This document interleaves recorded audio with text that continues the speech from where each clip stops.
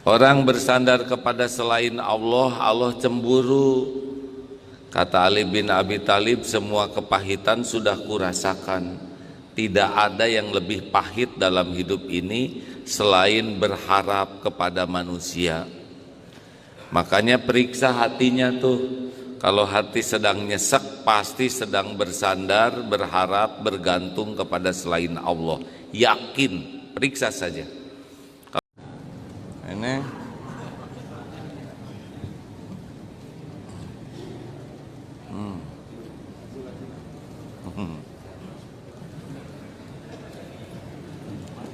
udah on? Bagus? Udah live belum? Bismillahirrahmanirrahim.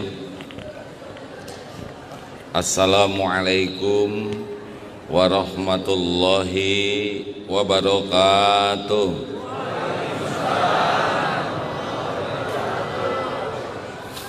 Alhamdulillah, alhamdulillahi rabbil alamin, alladzi khalaqal mauta wal hayata liyabluwakum ayyukum ahsanu amala wa huwal azizul ghafur. Allahumma salli wa sallim wa barik ala sayyidina Muhammad wa ala alihi wa ashabihi ajma'in. Semoga Allah yang maha menatap, maha mendengar, ridho kepada kita semua. Tidak ada yang lebih penting dalam hidup ini selain keridhaan Allah. Dunia berikut isinya tidak ada artinya kalau Allah tidak ridho. Tapi kalau Allah ridho kepada kita, kita sudah mendapatkan segala-galanya. Semoga Allah yang maha tahu menjadikan semua kesibukan kita jadi amal yang diridhoi Allah. Amin. Bapak harus tahu, amal itu ada dua, ada amal yang sah, ada amal yang diterima. Seperti sholat, sholat kita ada sholat yang sah dan ada sholat yang khusyuk. Beda kan? Insya Allah sholat tadi kita sudah sah, tapi khusyuk tidak. Nah itu yang sering jadi masalah. Di dalam surat Al-Baqarah ayat 45, A'udzubillahi minasyaitonirrajim. Wasta'inu bis-sabri was-shalah wa innaha lakabiratun illa 'alal khashiin.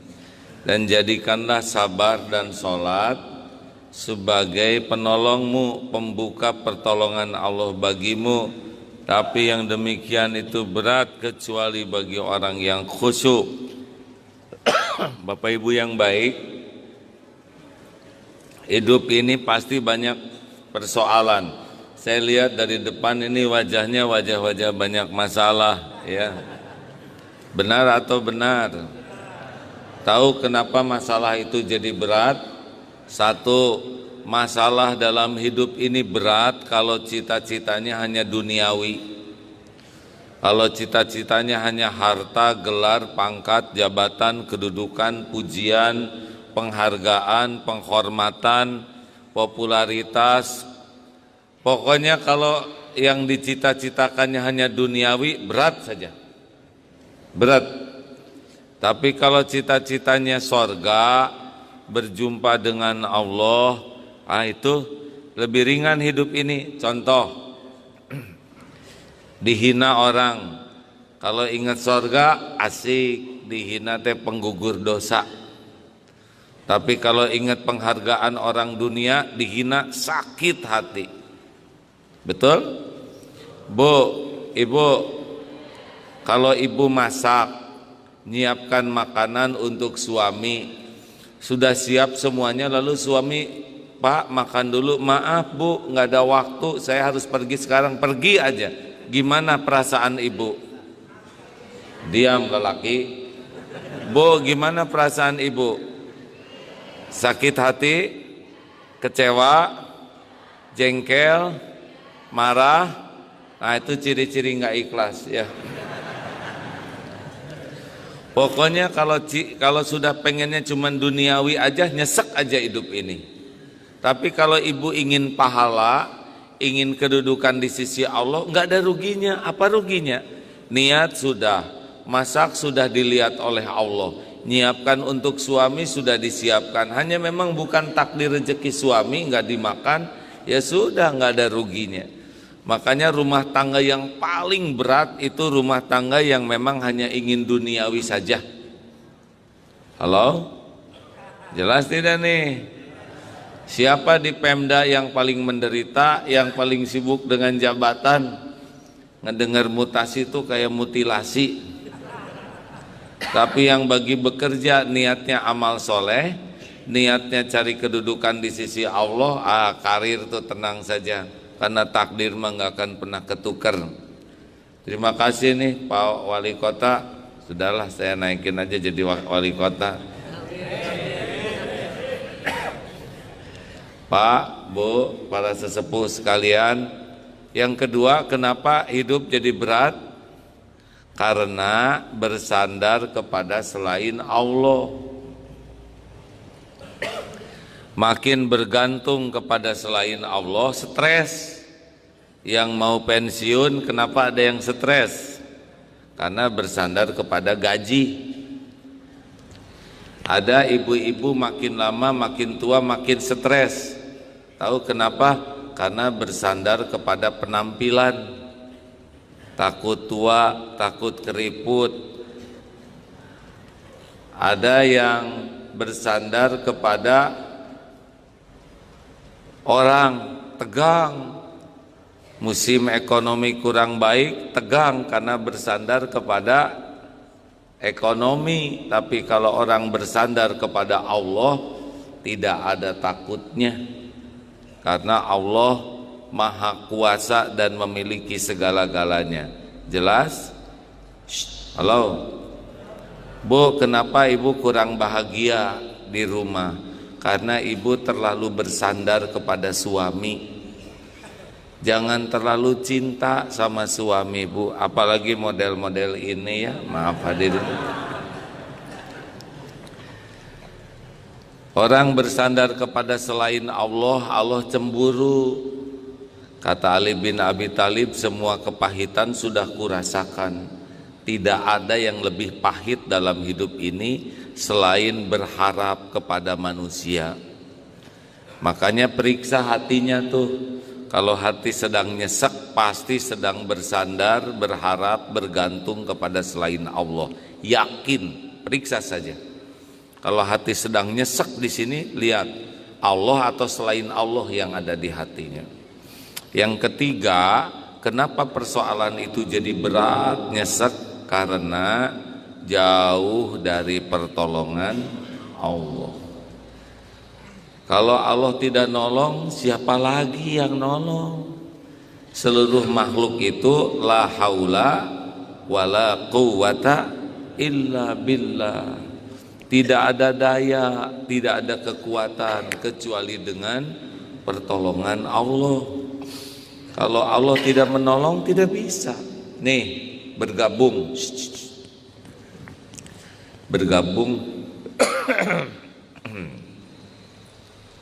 Bergabung manusia dan jin akan memberikan kepada diri ini satu butir kurma, tapi Allah tidak menghendaki kurma itu sampai kepada saya. Sampai tidak? Jawab hadirin. Sampai tidak? Yakin? Gak ada nikmat yang bisa datang tanpa izin Allah. Sebaliknya, semua yang hadir dan sekota Balikpapan mau mencelakakan saya, tapi Allah tidak menghendaki saya celaka. Celaka tidak? Yakin? Yakin? Tes hadirin, lempar Pak, saya pakai bunga, HP, kopea, jam, apa aja boleh, bebas. Lempar saya ini pakai apapun. Kalau tidak dikehendaki, tidak akan tersentuh badan ini. Iya. Ayo. Nah, Allah tidak menghendaki, syariatnya tinggal dibalikan saja hatinya. Tidak ada yang mau lempar, karena setiap hati itu dikuasai oleh Allah, muqallibal qulub. Maaf. Itulah sebabnya tidak usah nyari cinta orang, kekaguman orang, karena yang ngebulak-balik hati itu adalah Allah. Kalau jadi mubalik begini, jangan cari supaya orang kagum ke kita, nggak usah, nggak ada perlunya dikagumi orang. Yang perlu tuh Allah ridho kepada kita, benar? Bu, ibu, jangan mencari cinta suamimu, jangan maksa suami mencintai ibu, karena enggak bisa ibu ngebulak balik hati suami. Suami, cintai saya. Aduh, susah bu, nggak bisa dibulak-balik oleh makhluk. Makanya jadi orang mah ikhlas we melakukan sesuatu, Allah yang ngebulak-balik hati. Tidak bisa kita ngebulak-balik hati orang, betul? Kayak kemarin yang datang ke 212 itu masalah hati, nggak bisa diakalin tuh. Dan nggak semua orang merasakan seperti itu. Jadi sudahlah, kita tidak bisa menilai orang, maksa orang, karena hati itu Allah yang ngebulak-balik. Jelas? Apa? Jelas. Bapak juga susah ngebulak-balik hati istri, Pak. Nggak bisa. Jadi suami yang baik, yang ikhlas, tulus, udah nanti Allah yang menanamkan rasa di hati siapapun. Sama jadi pemimpin juga, nggak usah acting, nggak usah lebay, nggak usah caper, nggak usah, udah lempeng aja jadi pemimpin yang disukai Allah. Nanti Allah yang memasukkan ke hati setiap hamba yang Dia kehendaki. Enak sebetulnya hidup ini. Nah, pertanyaannya bagaimana supaya ditolong oleh Allah. Nih surat Al-Baqarah tadi, wasta'inu bisabri wassalah. Kalau pengen ditolong Allah, yang pertama itu sabar, dan pasangannya sholat. Sabar itu apa? Sabar itu menahan diri, sabar itu mengendalikan diri. Jadi kalau ada apa-apa, alladzina idza asabathum musibah qalu inna lillahi wa inna ilaihi raji'un. Ada apa-apa tuh, jangan dulu posting, jangan dulu nelepon, jangan dulu curhat. Ada apa-apa, tahan, yakin ini terjadi dengan izin Allah, yakin hanya bisa ditolong beres kalau dengan pertolongan Allah. Makanya ketika ada apa-apa, yang pertama kali disebut adalah inna lillah wa inna ilaihi raji'un. Itu bukan buat yang meninggal. Kejadian apapun semuanya milik Allah, kembali ke Allah. Di antaranya yang meninggal. Sakit juga inna lillah. Wah, ibu itu sakit, inna lillah. Belum mati, nggak usah nunggu mati. Jelas hadirin? Bu, ibu cemburu ke suami, langsung telepon, langsung curhat, atau langsung nulis di status? Tahan, jangan nulis apa-apa, jangan ngomong apa-apa. Sesudah ditahan, langsung ambil air wudhu. Ini rahasianya, Pak. Kita tuh kalau ada apa-apa tuh langsung bereaksi. Harusnya reaksinya inna lillah wa inna ilaihi rajiun, langsung sholat. Sedih, sholat. Galau, sholat. Kecewa, sholat. Cemburu, sholat. Punya keinginan, sholat. Sakit, sholat. Saya bacakan beberapa hadis ya. Saya mah bagian baca ada. Bukan Adi Hidayat mah apal semuanya. Jangan ngebanding-banding ya, tiap orang ada takdir masing-masing. Saya juga ngapalin, cuma ngapal apal.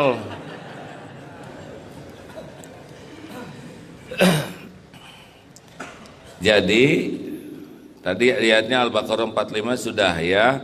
Kemudian ihfazillah yahfazka. Jagalah Allah, jagalah hak-hak Allah, Allah akan menjaga kita. Ini hadis sahih hadirin.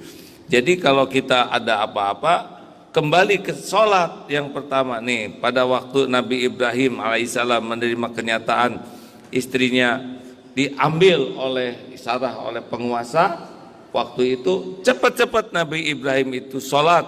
Rasulullah juga kalau ada keinginan, ada keperluan, beliau langsung sholat. Jadi para ulama, para tokoh ada apa-apa tuh sholat dulu, karena yang menguasai kejadian adalah Allah. Tadi kan sudah kita bahas. Sekarang siapa yang menguasai setiap makhluk? Dengar ya, ini penting nih. Sebentar. Sekarang manusia ciptaan siapa? Jawab. Semua harus jawab. Manusia ciptaan siapa? Manusia dalam kekuasaan siapa? Bisakah manusia berbuat sesuatu tanpa izin Allah? Hati dibulak-balik oleh siapa? Bisakah orang menjadi sayang nolong kita tanpa izin Allah? Tidak bisa. Makanya kalau ada apa-apa perlu pertolongan orang, asal tahu saja orang itu dalam genggaman Allah. Kita diancam misalkan oleh seseorang, siapa orang itu? Ciptaan siapa orang itu?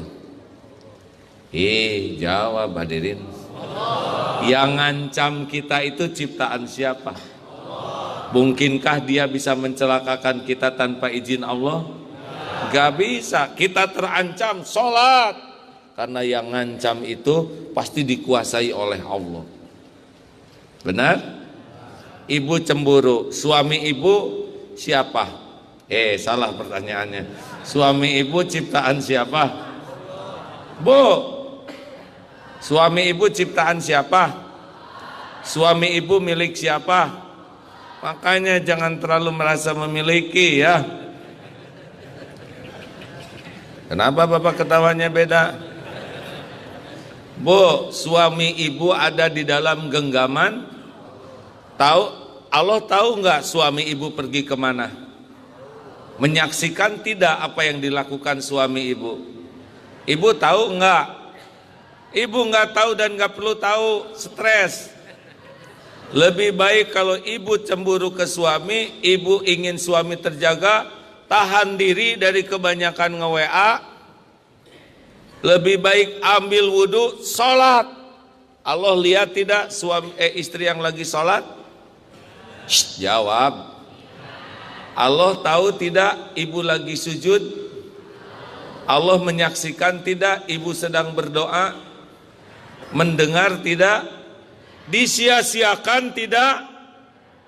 Itu lebih dahsyat hadirin. Jarang orang yang menggunakan fasilitas wasta'inu bisabri wassalam. Suatu saat sedang takdir ke Mekah dulu Pak, anak umur 3 tahunan hilang Pak, bukan hilang, nggak ketemu, kalau hilang kan begitu ya. Lepas, wah itu di Masjidil Haram. Kemana ini anak? Dicari sana sini, salah sibuk nyari. Harusnya sibuk minta tolong ke Allah. Memang sambil dicari ya, karena belum ketemu, ambil posisi di multazam, sholat. Ampun ya Allah, saya kurang amanah, beres sholat tolong di mana anak? Masya Allah, itu anak ada di belakang Pak, digerakkan oleh Allah ya. Kan semua makhluk dikuasai Allah, betul? Jadi berharap sesuatu minta ke Allah, takut sesuatu minta ke Allah. Kenapa sholat? Karena sholat itu adalah ibadah zikrullah yang paling komplit. Zikrullah dalam keadaan wudu, sholat. Tidak ada yang berani sholat tanpa wudu. Zikrullah dalam keadaan menghadap kiblat, itu sholat. Tidak ada yang sholat yang seenaknya saja. Takbir, tahmid, tahlil, tasbih ada dalam sholat. Benar? Betulkah hadirin? Ada syahadat ada dalam sholat. Sholawat ada dalam sholat. Salam ada dalam sholat. Ada Fatihah Ummul Quran, ada ayat-ayat Quran, ada ruku tasbih, ada sujud, dan ada doa yang diapit oleh dua sujud. Rabbighfirli, ampuni saya. Warhamni, limpahkan kasih sayangmu kepada saya. Wajburni, cukupi segala keperluan lahir batin saya. Warfa'ni, angkat derajat saya. Orang yang diangkat derajat dicegah dari perbuatan hina oleh Allah. Warzuqni, limpahkan rizki yang barokah. Wahdini, tuntun, beri petunjuk, beri hidayah. Semua urusan tergantung petunjuk hadirin. Wa'afini, sehatkan lahir batin saya. Afiat itu sehat yang bisa jadi taat. Banyak yang cuma sehat tapi tidak taat. Preman juga sehat-sehat tapi otot kawat balung besi bisa dipakai dosa. Ini banyak yang matanya sehat belum tentu suka baca Quran, malah baca WA, kurang afiat. Kita ingin sehat, yang sehatnya jadi taat. Wa'fu anni, maafkan saya. Wa'fu anni itu seperti ini, seperti pohon yang dicabut sampai ke akar-akarnya, nggak tersisa tuh dosanya. Seperti telapak kaki di padang pasir yang dihembus angin hilang jejaknya. Ini nih al-afu. Makanya kalau dengan Rabbighfirli ditutupi, dengan wa'fu anni dihilangkan jejak-jejak dosanya. Ayo, itu adanya dalam sholat doanya, betul tidak? Sayangnya kita waktu sholat tidak khusyuk doa itu. Ya,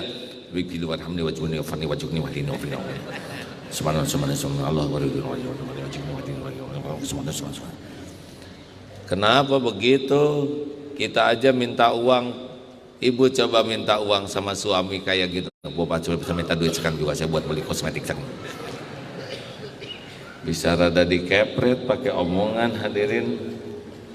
Pak, Bu, sayang Allah sudah memberi fasilitas sholat. Nih kita barusan sholat ya, tapi sedikit yang sholatnya sungguh-sungguh khusyuk, betul tidak? Jauh-jauh dari rumah ke masjid, sampai di masjid Allahu Akbar, Allahu Akbar, qad qamatis shalah, qad qamatis shalah, Allahu Akbar, los hilang. Nanti sadar-sadar pas salam, assalamualaikum, dah gembira, padahal Allah menyaksikan sholat kita seperti apa.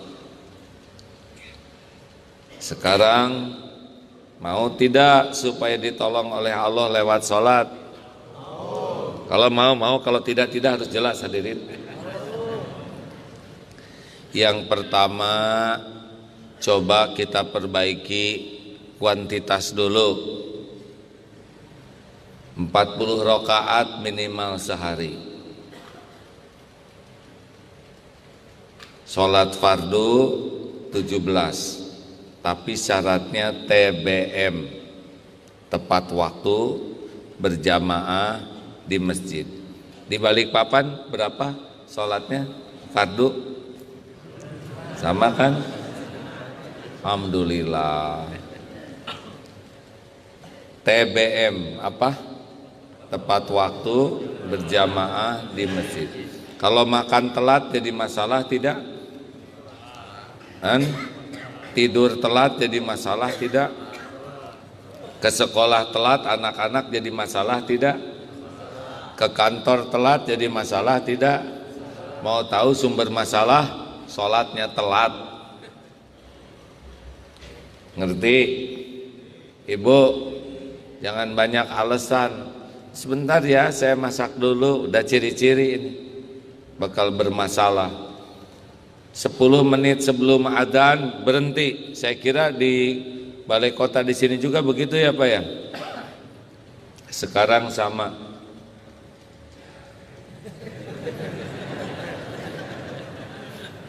Dalam teori pidato. Pak, tenang Pak. Apa salah saya sama beliau?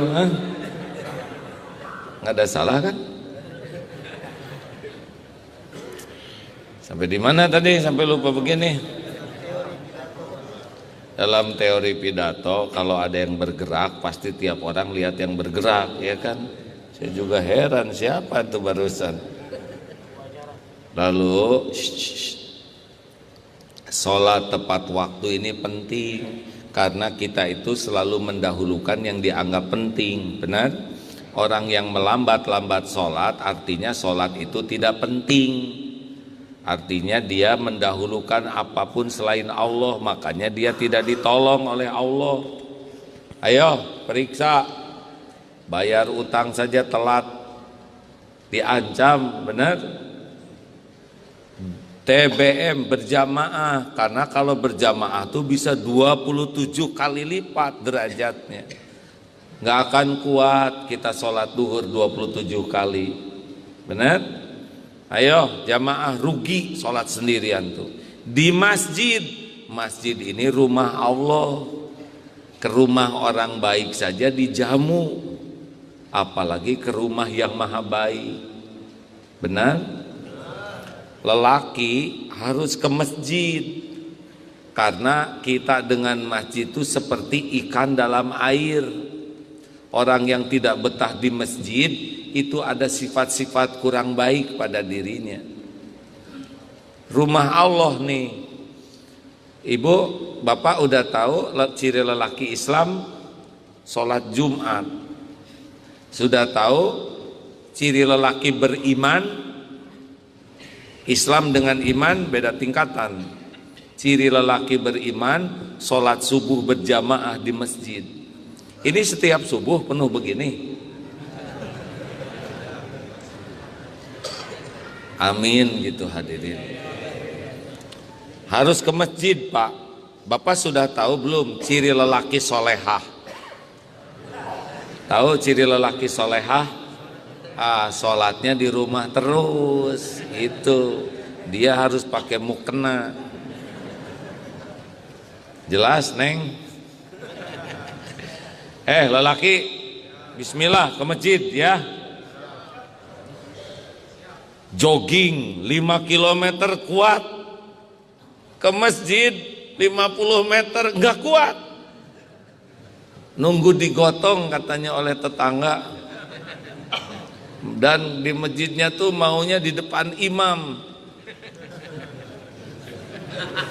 Sholat apa itu? Sholat jenazah. Pung ke Singapura kuat, pung ke luar negeri kuat, ke masjid nggak kuat.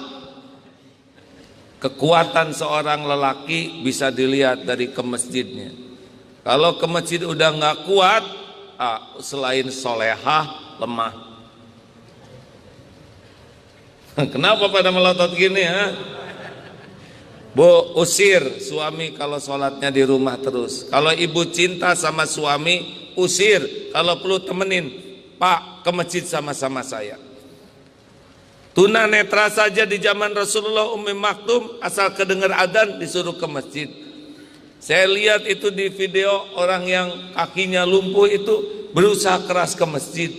Yang tunanetra sampai pakai tali itu supaya bisa ke masjid. Ini diberi kekuatan kesehatan, jarang ke masjid, apa pengen diambil tuh kekuatannya? Pertolongan Allah itu adanya di masjid. Percayalah hadirin. Insya Allah besok masjid ini kayak ini ya, penuhnya ya. Kecuali yang mau pakai mukena di rumah. TBM, tambah lagi 10 rawatib. Jangan tinggalkan kalau ingin ditolong Allah Subhanahu wa taala. Qobla subuh, ulangi, qobla duhur, ba'da duhur, ba'da maghrib, ba'da isya. Jangan lepaskan hadirin. Ini kalau qobla duhur, ba'da duhur bisa 4-4, tapi minimal yang 2-2. Apalagi qobla subuh, dunia berikut isinya tuh tadi tuh. Jangan lepaskan. Ya, kita mah mau mikir apapun kalau nggak ditolong Allah nggak bisa. Orang Islam sering banget sholat, nanti dia gimana, nggak produktif. Kata siapa? Urusan tanpa sholat 8 jam, dengan sholat diberesin oleh Allah 4-5 jam bisa beres. Tutup toko 10 menit sebelum azan. Wah, gimana nanti pembeli? Yang ngasih rezeki itu Allah. Kalau ada pembeli gampang ajak sholat. Iya kan? Coba yang nyuruh sholat siapa? Yang ngebagikan rezeki siapa? Mungkinkah karena kita patuh kepada perintahnya Allah ngurangin rezekinya? Ajaib, tidak mungkin. Halo? Jelas? Enak pakai sholat. Tambah lagi tahajud kalau bisa 11 rakaat. Kalau enggak kuat 11, 2 saja.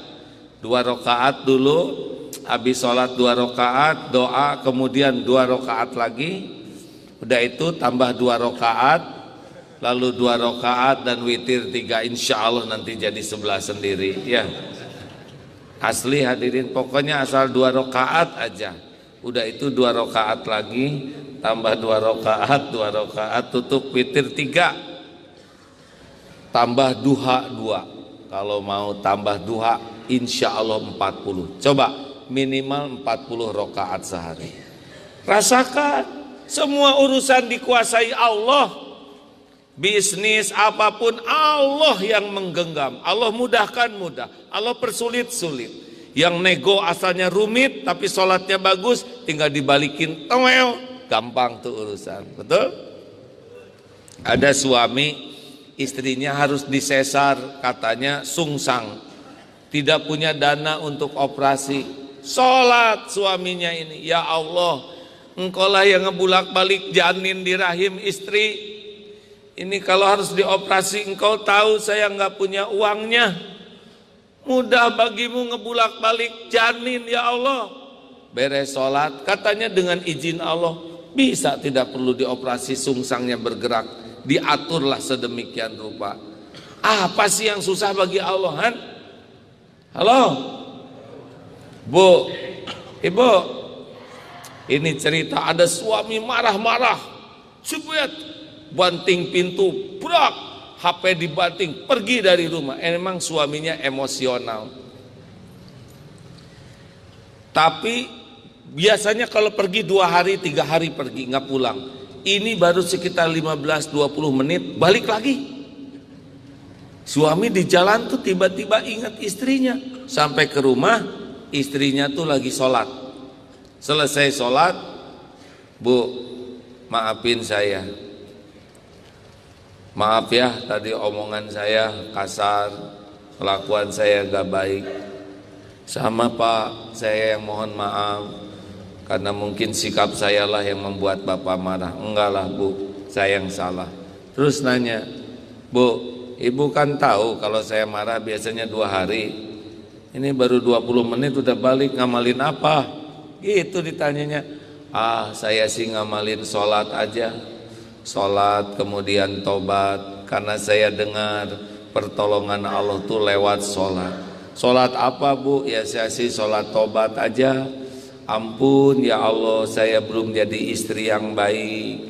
Ampun, saya belum bisa menjaga suami saya. Ampun. Dengan tobat, sesudah sholat, Allah balikan hati suami. Coba amalkan Bu. Bapak juga gitu Pak. Kalau banyak masalah dengan istri mah sholat, tobat. Pokoknya istri mah disolatin aja intinya. Sholat tobat. Jelas? Mau ditambah lagi? Itu TBM, tepat waktu berjamaah di masjid 40 rakaat. Nah, yang ketiga adalah gimana sholatnya supaya lebih khusyuk.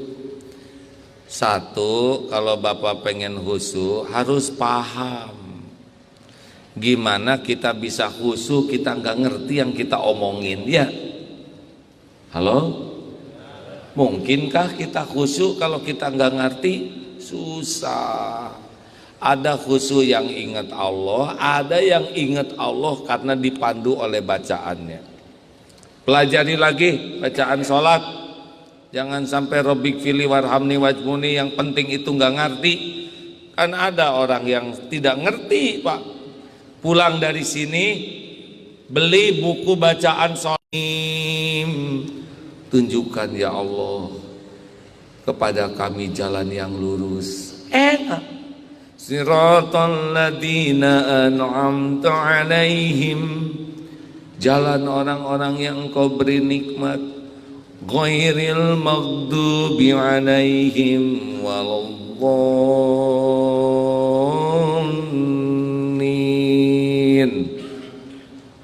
Bukan jalan orang-orang yang Engkau murkai, bukan jalan orang yang sesat. Amin, kabulkan ya Allah.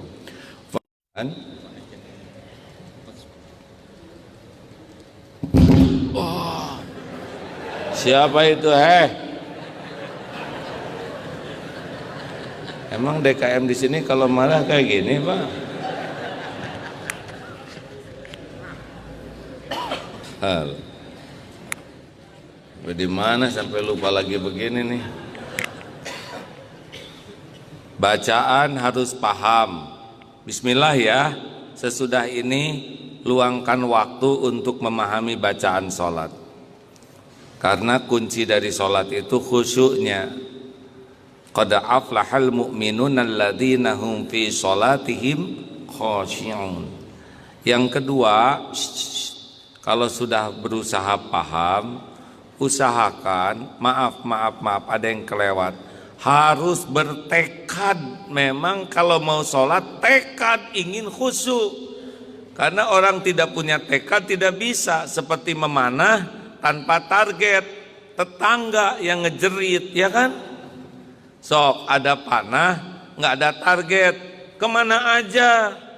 Pernahkah kita mau sholat targetnya khusyuk? Jujur, jarang. Bu, ibu, bu, khusyuk yang mana? Ibu-ibu, sholat atau dandan? Jujur, Bu.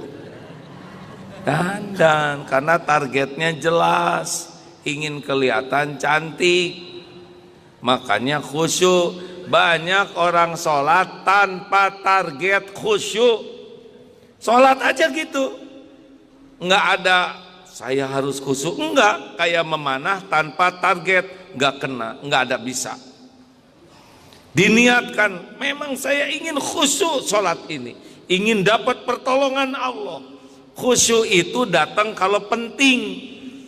Coba orang kalau mau pinjam uang nih, saya suka lihat yang pinjam uang khusyuk semuanya. Saya tidak menyangka keluarga kami ditimpa musibah begini. Saya sudah berusaha mencari jalan keluar, tapi masya Allah, tolonglah khusyuk. Jarang yang pinjam uang rileks, ya pinjam uang sesukanya aja, enggak ada. Panteng khusyuk. Termasuk yang ngelamar ke anak saya juga khusyuk-khusyuk, Pak. Jarang orang ngelamar sambil rileks, saya mau ngelamar anaknya lah, kalau jadi-jadi, kalau enggak ada, khusyuk semuanya. Khusyuk itu kalau penting. Kalau sholat dianggap penting, kita khusyuk. Kalau sholat tidak dianggap penting, tidak khusyuk.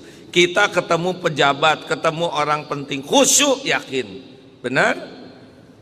Jadi harus yakin sholat itulah gerbang pertolongan Allah. Ini yang bisa membuat saya ditolong oleh Allah. Selanjutnya tumanina. Nah ini Pak, kalau sholat itu rileks, tumanina. Allahu Akbar.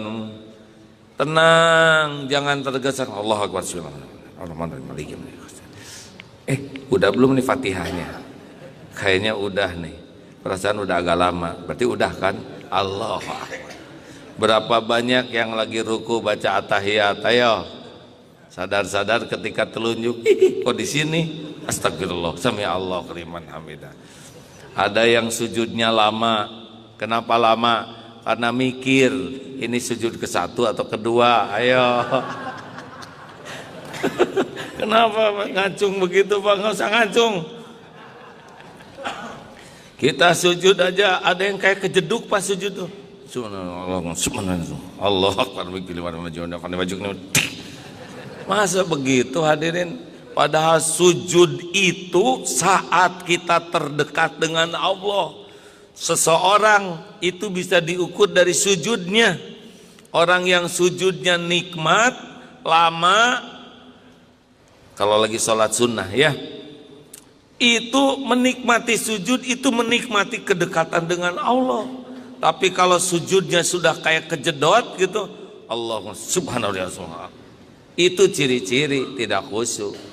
Makanya orang yang jauh dari Allah pasti tidak mau sholat, karena sujud itu adalah ciri kedekatan seseorang dengan Allah. Makin senang sujud, makin betah sujud, makin nikmat sujud, itu ciri-ciri itu orang-orang yang merasakan kedekatan dengan Allah Subhanahu wa ta'ala. Jelas hadirin? Rabbighfirli warhamni wajburni warfa'ni warzuqni wahdini wa'afini wa'fu anni. Allahu Akbar. Tenang, nikmat, nikmat nanti sholatnya. Nah, itu coba diperbaiki hadirin. Dekatlah, urusan mah nggak ada yang gawat, urusan tuh nggak ada yang berat, urusan itu tidak ada yang rumit kalau ditolong oleh Allah. Menjadi berat, rumit, nyesek itu kalau jauh dari pertolongan Allah. Makanya wasta'inu bis-sabri was-shalah. Jadikan sabar dan sholat sebagai pembuka pertolongan Allah bagimu. Peng, segitu cukup. Kenapa bengong begitu? Nanti isrok nih, suruh kalau masih punya wudhu, ada waktu duha ya. Gimana kalau kita keseringan sholat nanti nggak produktif? Urusannya dibuat lebih simpel oleh Allah. Tidak melakukan kesalahan. Kalau bikin kesalahan kan jadi lebih rumit, benar? Allah yang menguasai, membulak-balik setiap hati. Demikianlah Bapak Ibu yang baik, siaran pagi ini siaran sekian. Sampai jumpa besok di Masjid Istiqlal Jakarta. Insya Allah yang pertama Ustadz Zaitun, dan insya Allah yang kedua. Kajian di Istiqlal ini sudah berlangsung 19 tahun. Mudah-mudahan makin barokah. Siaran ini dipancarkan dari apa? Masjid Al-Ula, artinya masjid yang pertama dibangun di Balikpapan. Benar? Alhamdulillah. Terima kasih sahabatku sekalian. Bisa diputarkan dikit untuk melihat jamaah ya. Nah, inilah pelan-pelan, bisa muntah nanti yang lihatnya ya. Iya, terlalu pelan kelihatannya. Nah, inilah sahabat-sahabat para, dan ini Pak Wali Kota yang mengundang. Pak, terima kasih atas undangannya ya.